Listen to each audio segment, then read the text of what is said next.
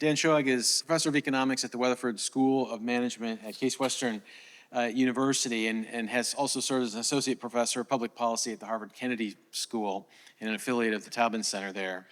He's also been a visiting scholar at the Federal Reserve Bank of Boston and a visiting professor at Tel Aviv University. And in keeping with today's theme of kind of creative approaches to diverse topics, Dan Shoag's publications kind of speak to that. He's worked on everything from upskilling and employer demand to how local governments respond to revenue shocks, why regional income convergence has declined, the local effects of big box bankruptcies, then the geography of the Great Recession, and a whole lot of other things. And so we're looking forward to your remarks today, Dan, and I'll give the podium to you. Thanks. Thank you. There's a Jewish teaching that you shouldn't lecture in front of people who are wiser than you, who you could embarrass yourself if you're going to speak in front of people who are more knowledgeable, more clever, or just smarter.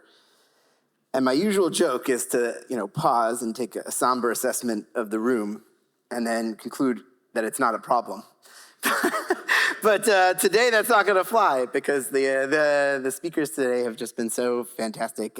Deirdre and Ryan and Ned and Cass, and I've learned most of what I know, though all my mistakes are not his fault, but I've learned most of what I know from Ed, so I'm sort of out of my depth here, for genuinely out of my depth. So if you need to go to the bathroom or take a break, this is probably the session to do it. But I guess the thing that I have to recommend this talk, though, is that it is a genuinely large problem.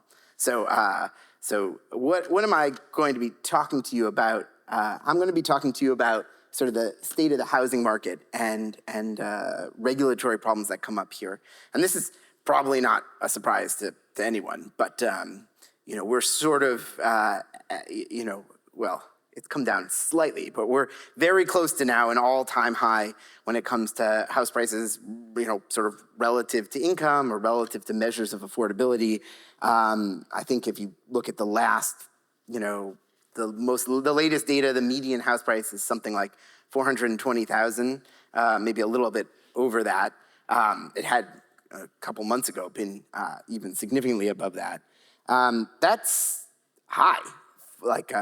If you take kind of the conventional benchmarks for what a household can afford, you're at something like 70% of households not being able to afford the median house. So you would think if we're in this situation where house prices are, becoming genuinely unaffordable, we'd have lots and lots of construction, but it's not really the case. If you take sort of permits per capita here, this is going to be the red line.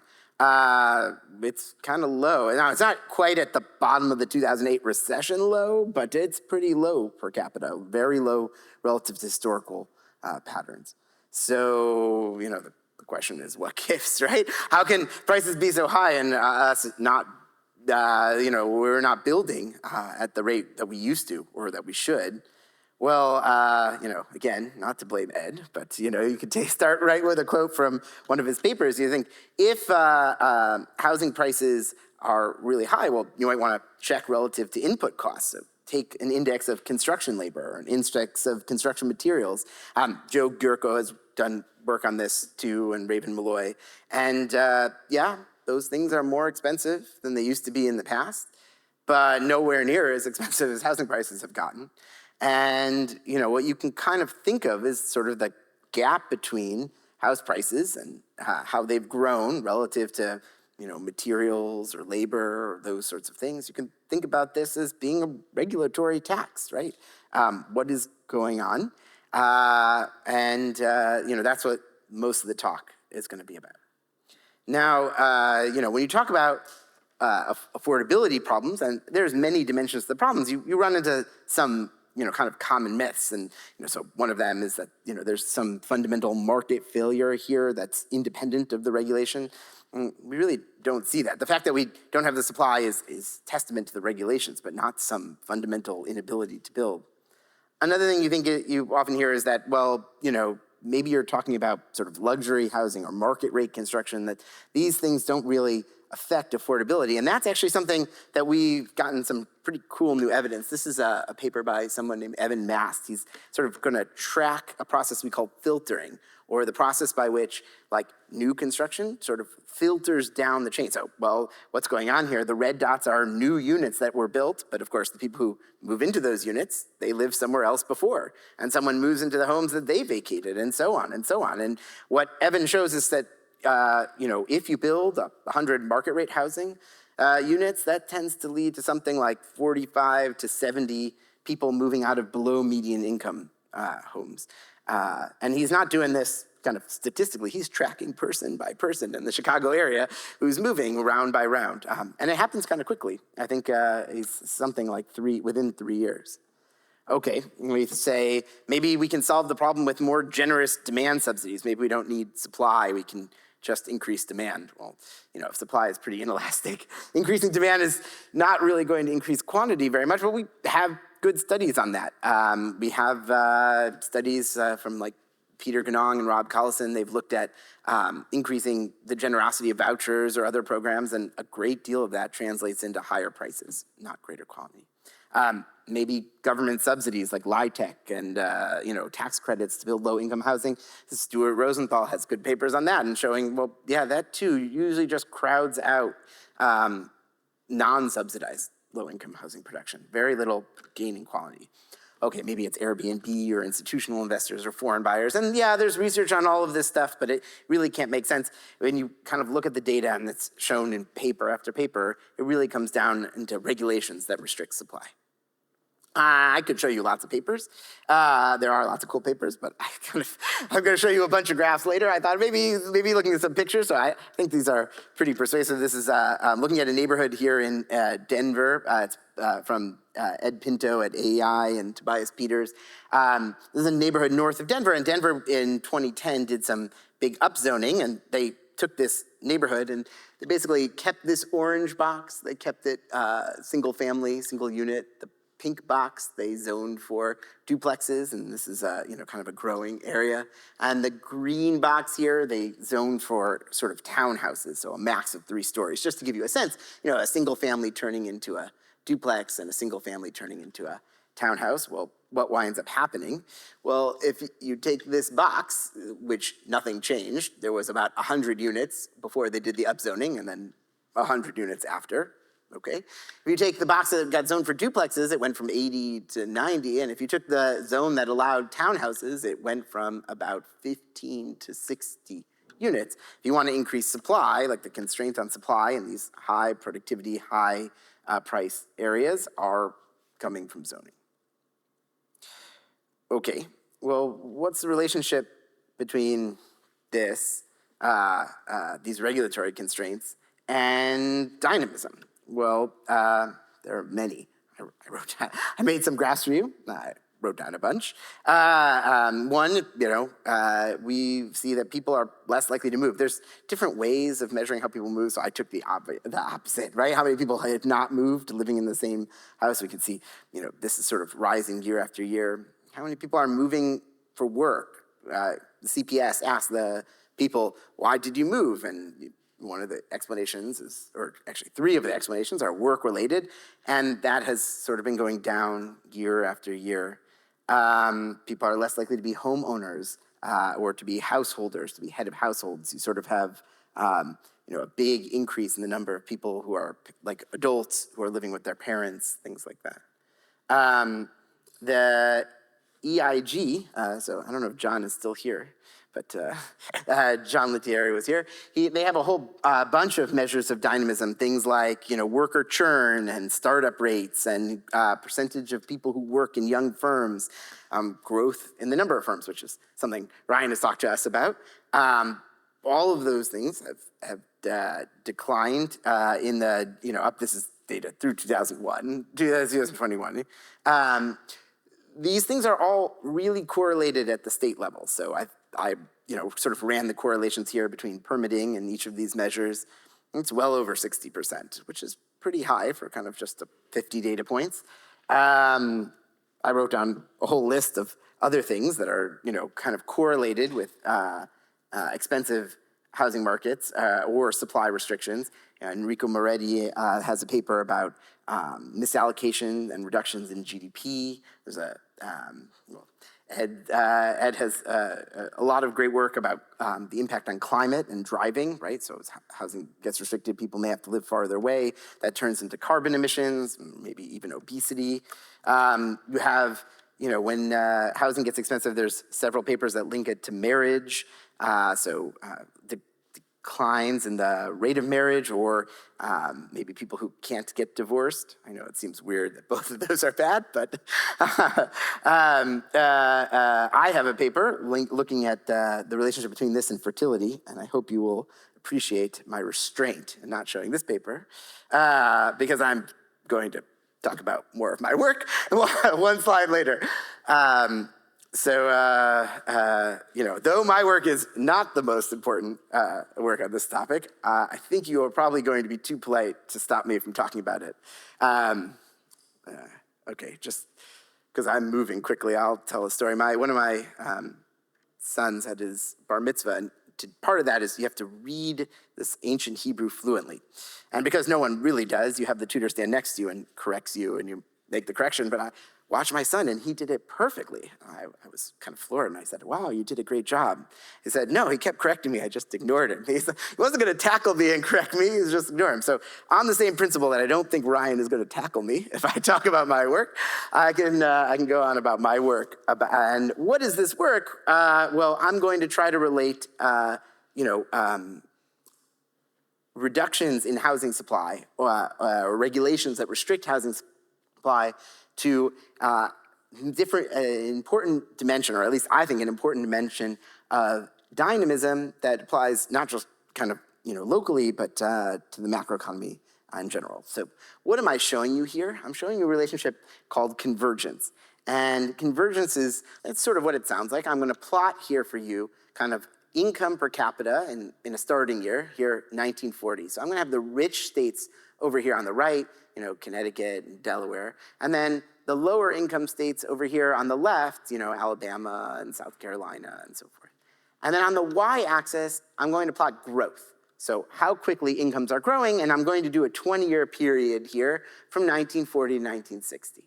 So what you can see is that, well, growth is pretty high across the board. The richer states are growing more slowly than the lower income states. So the lower income states are growing faster in terms of income per capita. What does that mean? Well, they're catching up, convergence. States that started off behind are catching up. Great. And I'm showing you this here for 20 years, but you could go all the way back to the very beginning of data. This is what Robert Barrow does in his paper, right? Back to like 1880. And you can look from 1880 to 1980 and you'd see this relationship. In fact, this is a really good relationship for a non-tautological relationship and sort of, cross-state relationship. I mean, the R squared here is something like 0.95, which means even if you took like handfuls of states, you'd still see the same relationship. It's a pretty tight line. Well, what does it look like in a more recent period? Well, in a more recent period, it's mostly gone. Not only is the slope much weaker, so there's much less catch-up. So here I'm, again, plotting the rich states on the right and the low-income states on the left. And again, I'm going to plot growth rates and income per capita. But now, I mean, maybe there's a bit of a negative relationship, but it's definitely possible to find like a rich state like Massachusetts and a lower-income state like, Wyoming that are growing at about the same rate. The R squared is way down.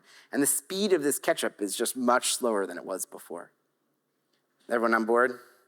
Well, you could say, hey, you cherry-picked 2 years. And that's a legitimate concern. So what I can do is I can take this slope, this steep slope here plotted in red, and this kind of weaker slope here plotted in pink. And I can do this for each 20-year window, and I kind of go ahead and do that. Here's the steep slope, which is sharply negative for the 1940 to 1960, and the much weaker pink slope that I estimated more recently. And you can see that, well, there is sort of a period where this catch-up slopes were pretty large, and then a more recent period where that's gotten much weaker. Okay, well, that's not the only relationship I'm going to study. I'm going to keep the same x-axis as before. Again, I'm going to look at the rich states over here on the right and the lower income states over here on the left. But now instead of plotting growth rates in income, I'm going to plot growth rates in population. So I'm going to call this relationship sort of directed migration. And what we're going to see is, yeah, there's a handful of states that are growing very quickly, okay, in terms of population in this period, again, 1940 to 1960. But, even if you took states like, Delaware and Maryland and Connecticut and Michigan, which are relatively high income, they're growing faster in population than the lower income states over here. People are moving in the direction of the highest wages, highest incomes. Now, if we do that in a more recent period, it's basically entirely gone. That's not the case. The same way when you looked at these past graphs and you probably said, wait a minute, you're telling me that income is growing the fastest in these lower income states? That doesn't seem right. And indeed, it doesn't track as much with your recent experience. Yeah, thinking of, the fast population growing parts of the country as, these rich states over here, well, that doesn't track anymore because it's not true. And just like before, where you say, hey, Danny, I don't trust you. Why would you trust me? Most of you don't know me, right? Well, you say, okay, well, I'd like to see this not just for these 20-year windows, but for all 20-year windows. Why don't we take this red slope here and this pink slope and you show it to me over time? And I say, okay, well, we got this. So here's directed migration, people moving to the richest parts of the country. And here's where we were in the more recent period where that's basically not happening. And, what kind of do, along with my co-author, Peter Ganong, here in this paper, is try to think about this as really sort of dividing, let's say, post-war US history into kind of two periods. There's a period here where people are moving to the richest parts of the country, and we have convergence in income. The poorer places are catching up to the rich ones. And then a more recent period where both of those trends slow down a lot or even go away. And the question is, why, right? I mean, what's going on? What we work hard in the paper to do is to link this to a change in the way we build or a change in housing prices, okay? A change in regulations. Now, if you kind of look right around this period where those trends shift, there's a regime change in when you look at like fights in the courts about land use or zoning and these sorts of things. If you look at the work of Bob Ellickson or Bill Fischel, they talk about kind of a revolution in the restrictions that take place at this time. And indeed, we kind of sort of trace through in the paper how housing prices generate this change in trend.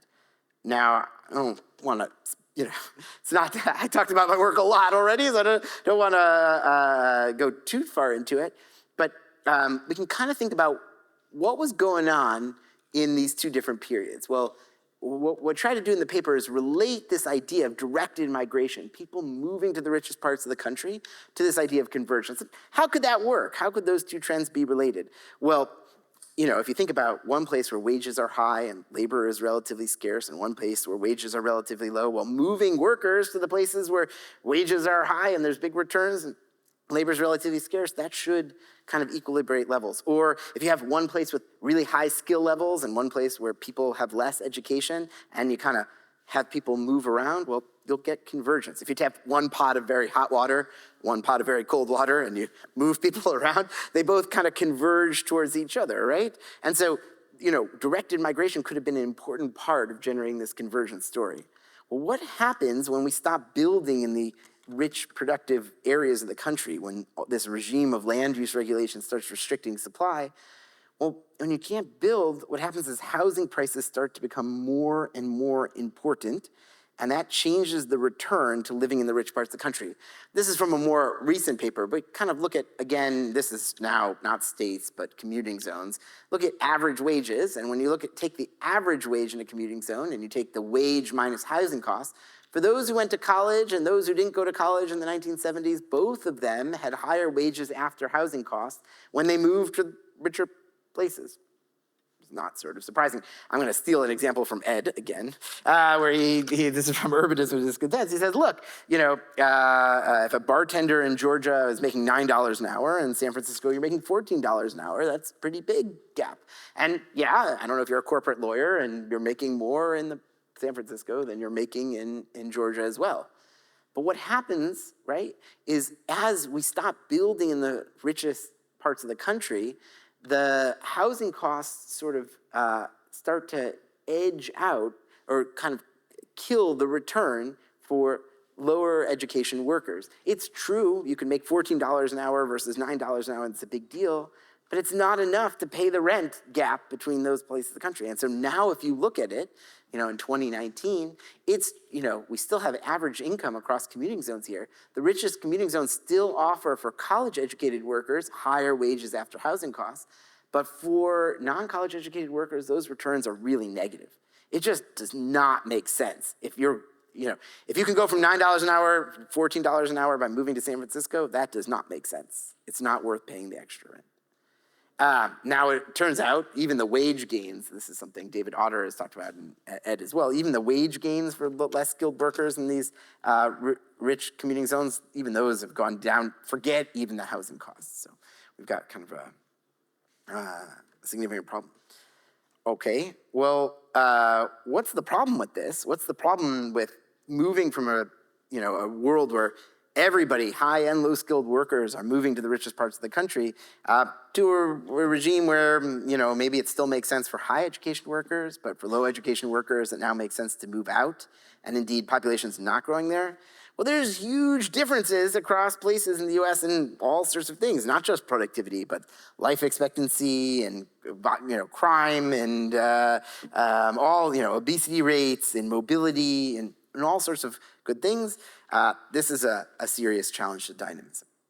Now, I've been talking a lot about this growing problem of restricting supply. There has been a movement, a kind of a growing recognition of the problem, and you're starting to see important reforms. I mean, Austin is a center point of that. There's been big reductions in parking requirements, so you can't build unless you have a certain number of parking spaces. That's come down, reducing lot sizes. Minneapolis has done, Montana, but there's still lots more to do. So for the second part of the talk, I don't know, I may have had a typo on that. Did I have a typo on the last one? Possibly. Okay. The second part of the talk, I want to talk about, and this is very presumptuous of me, but the kind of thing that like Civitas and Turner Center and sort of these, translating research for use in policymaking, because there's a lot of great academic work, but it can be tough to kind of turn that into tools, or who are the actors who can kind of turn this into tools for policymakers in this space. And this is a project I've been sort of involved in different capacities for the the last couple of years. I'll show you a couple examples of these projects and just talk about like what a great role I think organizations like this can play. So three quick projects. One is to look at the one that I've looked at is called the home ownership ladder. So thinking about, let's think at what age do people buy homes? I'm going to plot for you here is sort of the age of prevalence. It's an ugly term, but what I mean is at what age do more than half of people own their home? So around when would you expect the median person to own their home? Here in 1980, about age 29, half of Texans own their home. By 2000, here in Texas, this is 34, and by 2021, it's 37. And, Texas is still, not nowhere near the worst, right? In California, you have, I think that's age 49 here, right? Okay. Now, this is something, when I was kind of approach to kind of think about this. This is something people recognize, is going on. And the question is, is this a problem, right? Because deciding whether or not to buy a home, well, people are getting married later, they're getting more education, they're having fewer children. Maybe you're thinking about arbitrary, interest rates are low or something like that. And I don't know, maybe there's all kinds of financial considerations. The question and the kind of approach for policymakers is like, should we be worried about things like this? Or is this just, entirely endogenous? Or how much is this caused by rising housing prices? So one of the things with the Turner Center we were able to do is say, okay, if we think about like a home ownership ladder, meaning, you go from being a non-owner to owning a home to owning a home free and clear, and obviously not everyone does this, but this is, kind of the modal thing. Well, we could think about an affordability ladder, meaning do you have the net worth that you could own a home? Or do you have the net worth that you can own a home free and clear? And while, sure, making the decision to buy a home, well, that might depend on whether or not you decided to have kids and so forth.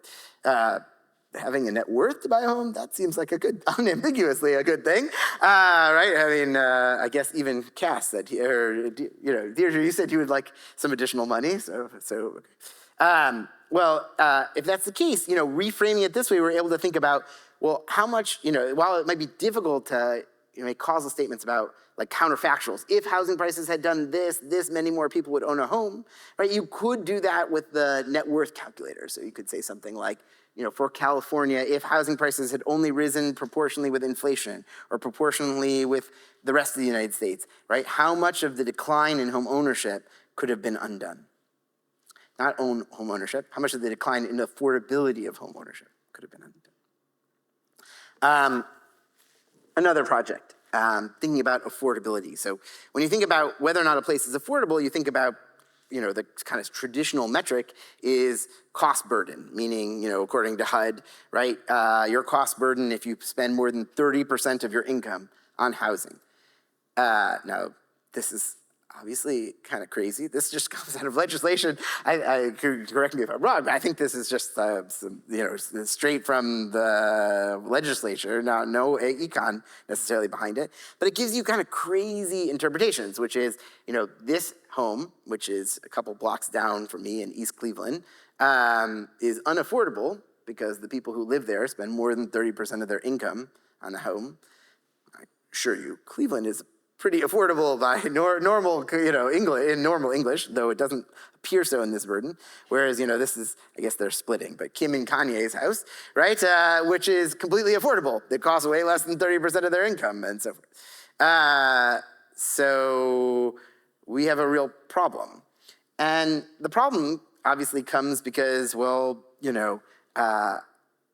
we are defining cost burden based on all sorts of selection. It's true that people in Beverly Hills might not be cost burdened, but they're heavily selected, right? You don't live there if you're kind of normal income. You'd really want to come up with a measure of affordability that undoes the selection here. There's even another dimension of selection, which is, how big a house do you get? It may be true that in the Mission District in San Francisco, you can get a studio for $600 now or something like that. But it's a studio, right? So even if the average sale price is kind of small, I have 5 children. I can't live with them in a studio, or not for long. So what can you do? Well, one of the projects I've been involved in, and again, all these projects are just the Turner Center project, just in California, is trying to build a tool, a kind of a selection robust version of affordability. So what are you going to kind of do? And you can kind of click the link here if you're being brave. You can kind of think about, say for Los Angeles County, right?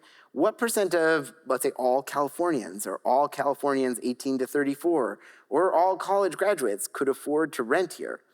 So how do I come up with these numbers?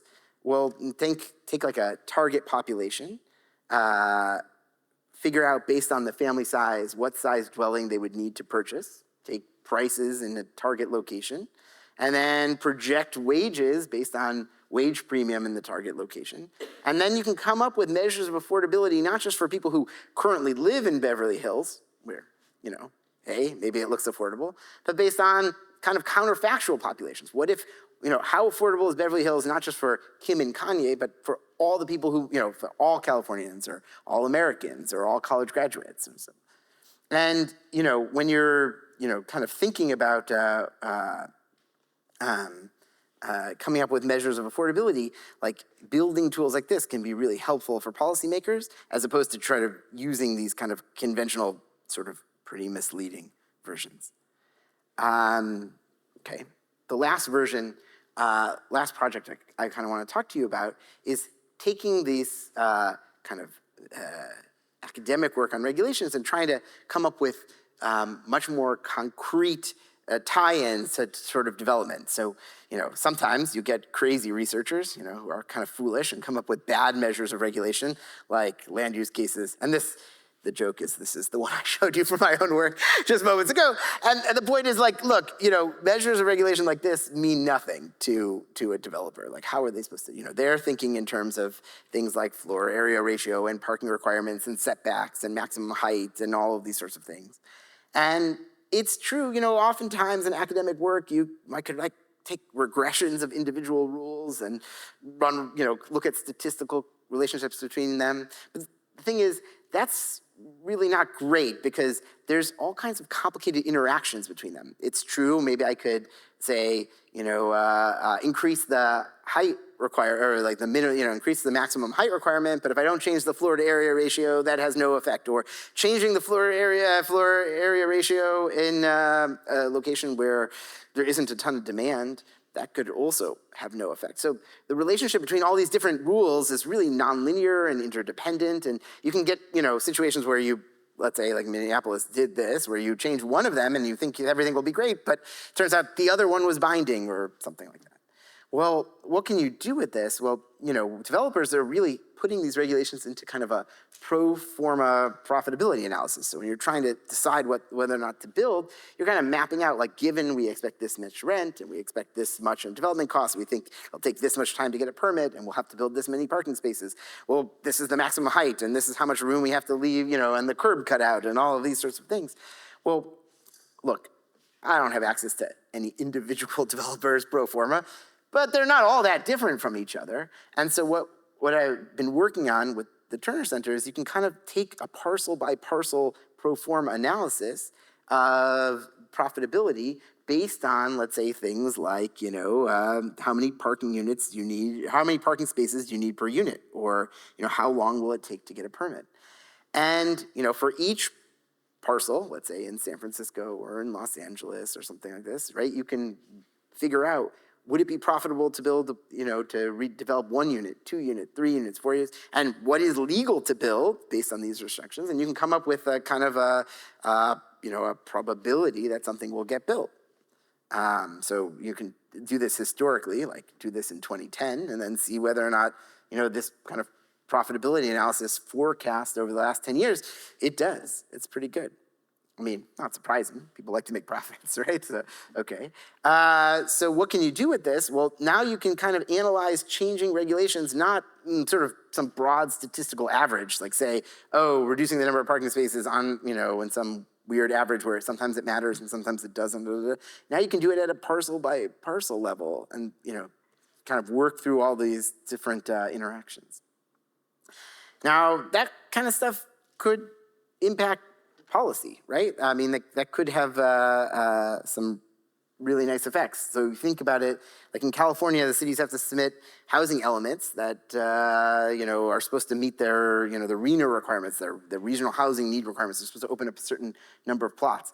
But opening up a certain number of plots for development, well, not every plot has the same likelihood of being open for development. You could imagine, like,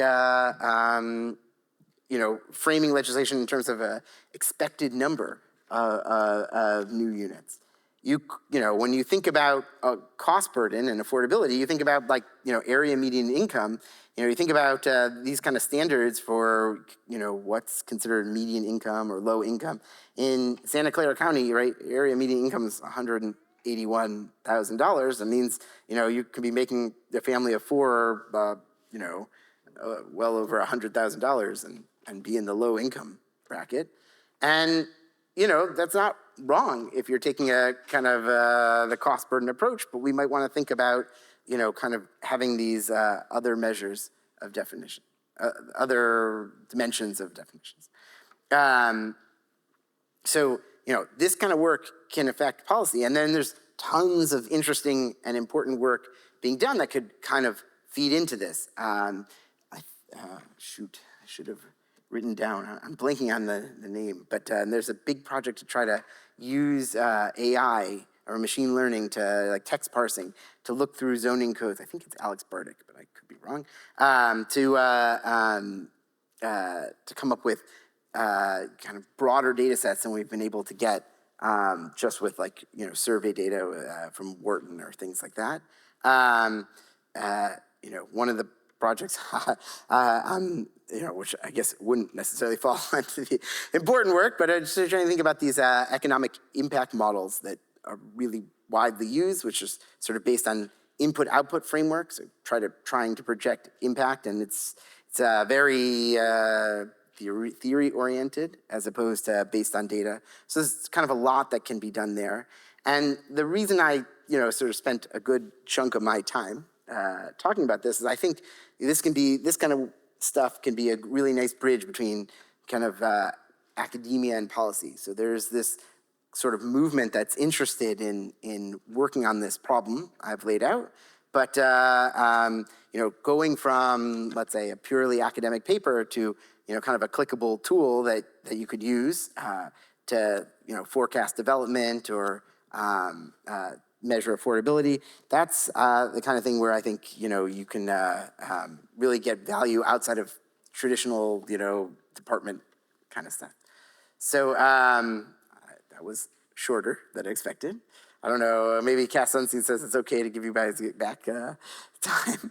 But thank you very much, and I really appreciate it.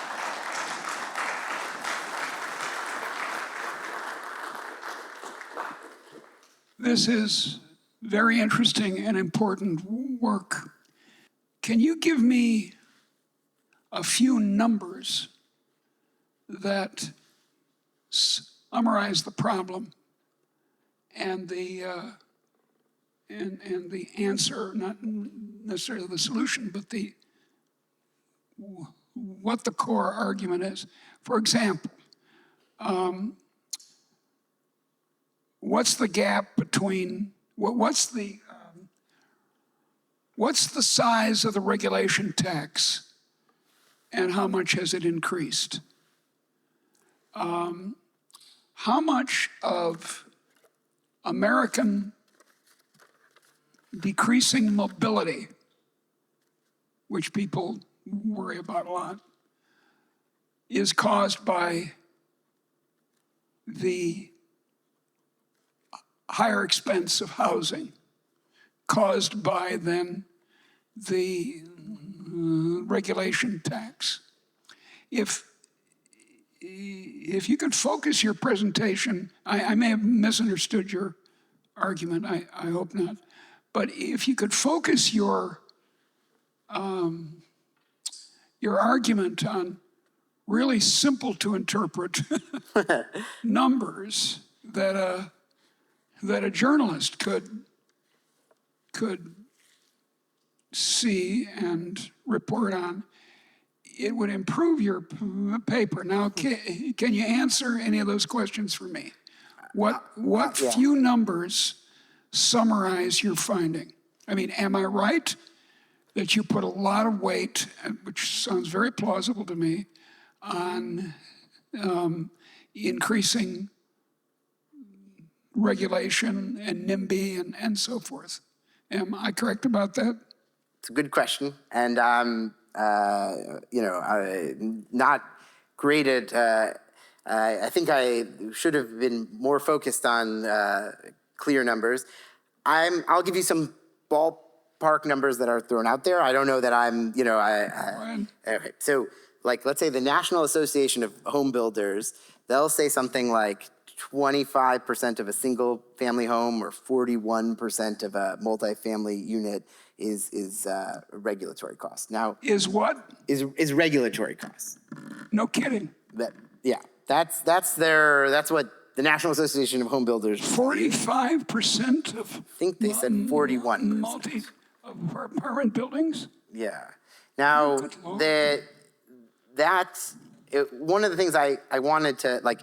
Those sorts of studies are tricky to be precise about because, I don't know, you're going to have some sort of statistical average between, there's all sorts of regulation and stuff like that. To really, be concrete about what regulations prohibit development or raise prices in any given spot, I think you really got to drill down with this pro forma thing. But if you wanted, like, what does an industry person say, that's the number the National Association of Home Builders. Yeah, I don't want their numbers. I want yours. I want your considered scientific judgment on this. Would you go along with their rough magnitudes or not? Because I'm stunned by that. If 45% of, are you saying that 45% of an apartment's cost is regulatory burden? Or is that what they're saying? Yeah, that's what they would say. I don't think I have. What do you say? Right. I don't think I have for you a number phrased exactly like that.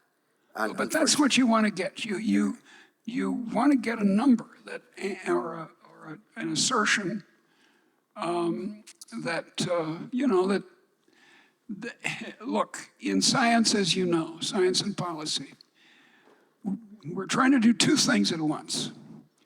We're trying to say true things and surprising things. Now, we can say surprising things very easily. The moon is made of green cheese.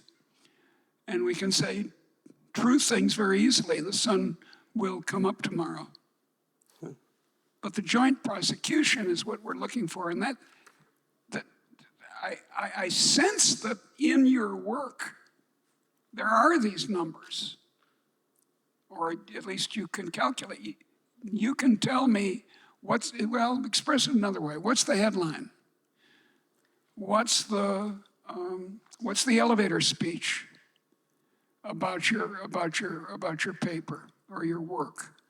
That's what I'm asking for. So that's meant to be helpful to focus it's a matter of format and expression and persuasiveness. It's not necessarily if there's anything wrong with your analysis. I don't know. I don't think so. I'm just trying to get you to make it clear what your point is.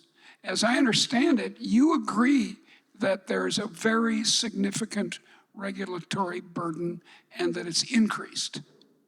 Is that right? Correct. That's correct. And that it's the same in Britain. I said this I was at the panel at the National Theatre in London, a bunch of people talking about it. And I said, the reason housing prices are so crazy in London is because of planning permission. And they hissed, the audience did. They didn't want to hear that. And that's what you're saying. It's planning permission, they call it in England. It's regulatory burden here. I have a couple of questions. Fascinating graphs, particularly the after housing income of low income versus high income. So a couple of things that I thought might be interesting to add to this is the regulatory burden component of this. So this is, showing the wages, but how about, using cross-state or cross-city burdens? And then the follow-on to that is how much is this driven by the bureaucrats versus the citizens? As a refugee from California, I moved to Davis in 2007, and there was bumper stickers everywhere, and they all said, say no to Covell, which was a housing project on the outside of town. High housing prices it was because they thought that it was the slogan was, don't build, the prices of the new houses are going to be too high and unaffordable. And as an economist, since when does increased supply raise prices? But this was a fundamental belief that went to a vote, and it lost something like 85-15, and they did not build this new housing, and it's still an empty, not empty, it's a farm field. So thoughts on what's driving the burden and how do you fix it? And then a little bit more about, the cross-state, cross-city variation. Sure, two excellent questions. So one, and I was trying to do here is not present the full paper, but a mix of different projects. In the paper itself, we do link these trends all the way back to our kind of omnibus measure of regulation. And so you can kind of, what's going on here is high housing prices are sort of depressing the return to non-college workers. And here I'm just linking, I'm not linking it directly to regulation, but you can, and you see this pattern. So it's not that housing prices are, just kind of happening magically, right? What's going on is the regulations are sort of making the supply less elastic, and therefore more and more of the high wages are sort of getting capitalized into prices, and that's driving it. So you can go ahead and link these changing patterns, the change in migration patterns, the change in conversions patterns, the change in returns for migrating, all the way back to the regulation measures. In terms of what's driving the politics of it, this is sort of, you can, per your point, right, these are policies that actually have a lot of popular support. This is a Bill Fischel's sort of like home voter hypothesis, right? My biggest investment, or I don't know, most families' biggest investment is in their home. It's a levered investment because you've taken out a mortgage to buy it.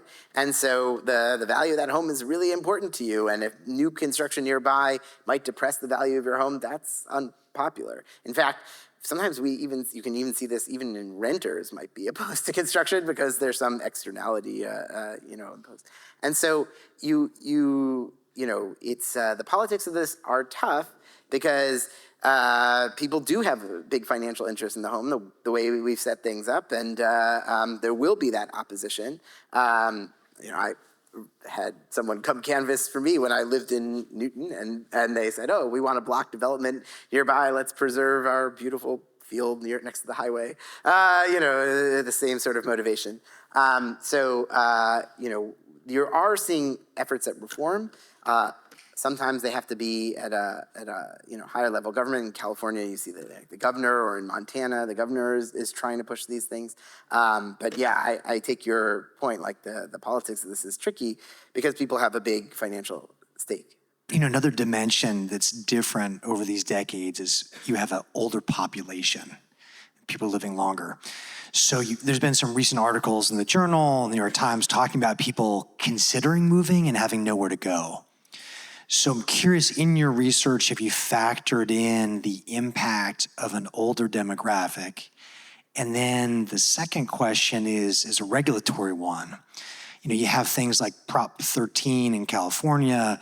What are these regulations that effectively keep people in their homes longer than they otherwise would, impacting their quality of life and potentially the economic dynamism, because it's preventing perhaps younger families to then have a home to kind of enter in. So I'm curious how much you factor in general, and then on the regulatory side, have you explored different options? Like, for example, could people take the advantage of the tax savings with them to their next house, for example?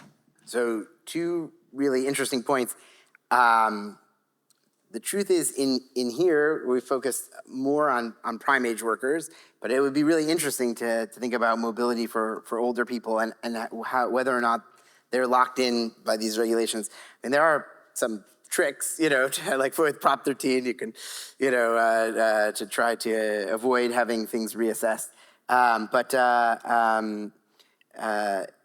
It is an interesting thought to think about how regulation might inhibit dynamism, not because just the price mechanism, but just, you don't want to, it makes moving more expensive, in this sense.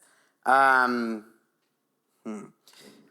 I guess I don't have off the top of my head terrific answers for you, but those are good research agenda kind of questions. Yeah. Thank you for the talk. I was worried about the possibility of other confounding factors, so I wanted to ask about those. One is just the advent of air conditioning. You might imagine that between 1940 and 1960, people were eager to move out of the South toward northern and more affluent states. But then once air conditioning was pretty much universal by 1980, no longer had that incentive. And another is, a sort of two-stage process. You might think manufacturing and in general low-wage type jobs first moved to the poorer states to take advantage of competitive advantages from having lower costs, but then higher wages started to follow a bit later.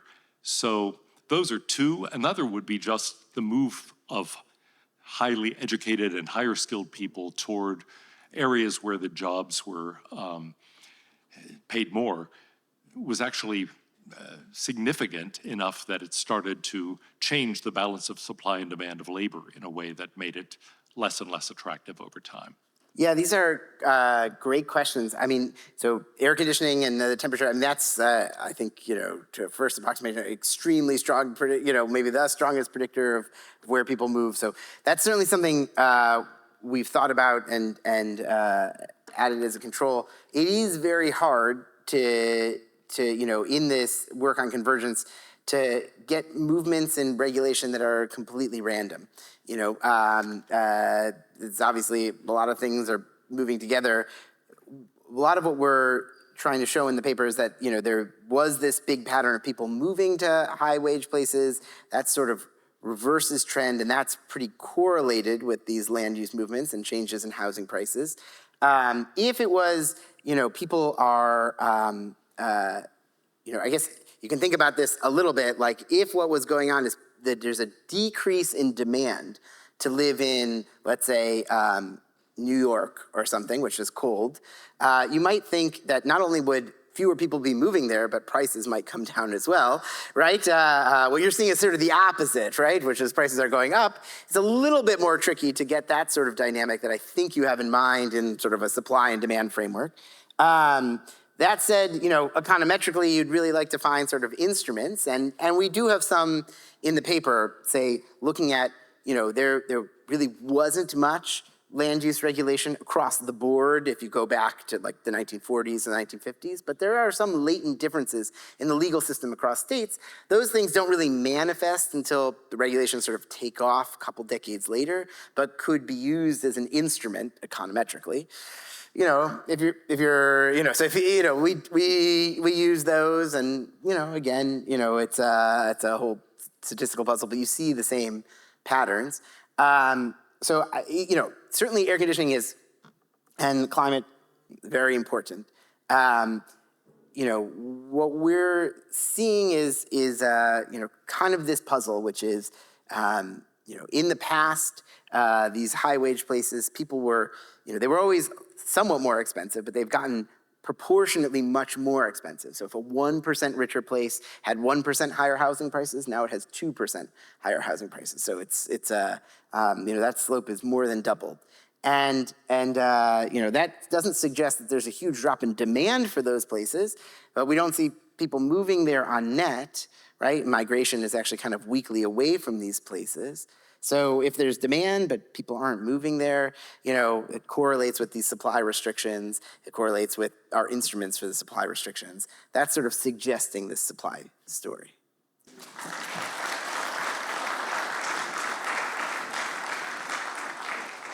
One thing that I feel kind of compelled to say after your presentation, Dan, is that, Ed Glazer, when I first met you, Ed, probably going on 20 years ago, in the early 2000s, he was very active in doing work on this issue of the role of land use policy and its relationship to housing prices and land cost.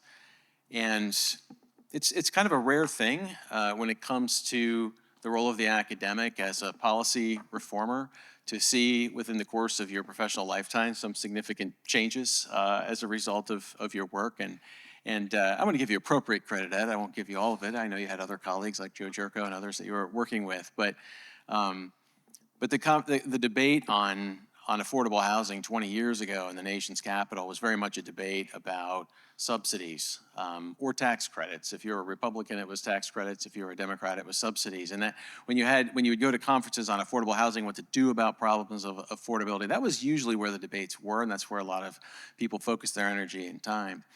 And I think, on the basis of this work, which really began in earnest 20 years ago and has continued in the work that you and your colleagues do, we really have seen a shift in the policy discussion about this issue of housing prices. It doesn't mean that the reforms are at a point where they're making a huge difference yet, but we are starting to see this convergence of people kind of across the ideological spectrum on this issue, and finally starting to see in some states and some localities some new ideas about what you can actually do to rewrite the rules under which housing can be constructed and how land can be used, which hopefully will have an impact, your desired impact, over time. So it's great to be able to welcome Ed here, who was very involved in those early days. I kind of remember that too. There were these when you were making claims about how much more building was actually possible in New York City, people thought that was crazy. But in fact, there was a lot of opportunity there.